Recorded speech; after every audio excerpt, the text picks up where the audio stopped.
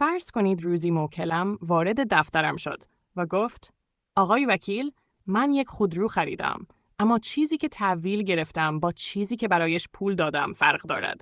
حالا چه کار میتوانم بکنم؟ از او پرسیدم خودرو را قبل از معامله دیده بودی؟ گفت بله، خودرو را دیده بودم و همان وضعیت را مبنای معامله قرار دادم. اما بعد از مدتی که قرار شد خودرو تحویل شود، متوجه شدم خودرو آسیب دیده و وضعیتش مثل قبل نیست.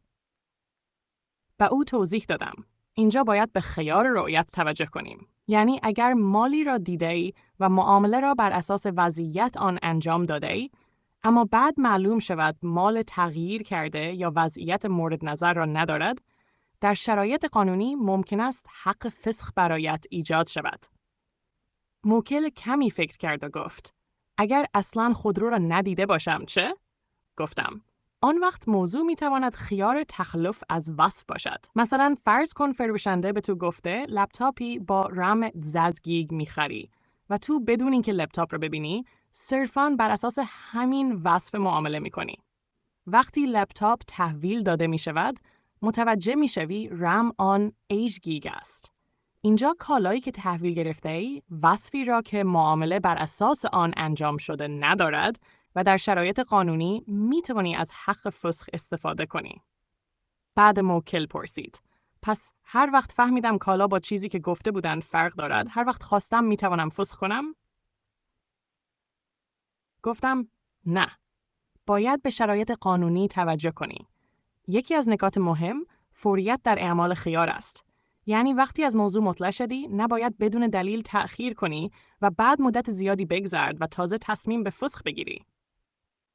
بعد اضافه کردم نکته دیگر این است که در مواردی که خیار نسبت به کل معامله مطرح است نمیتوانی بدون مبنای قانونی بخشی از معامله را فسخ کنی و بخش دیگر را نگه داری.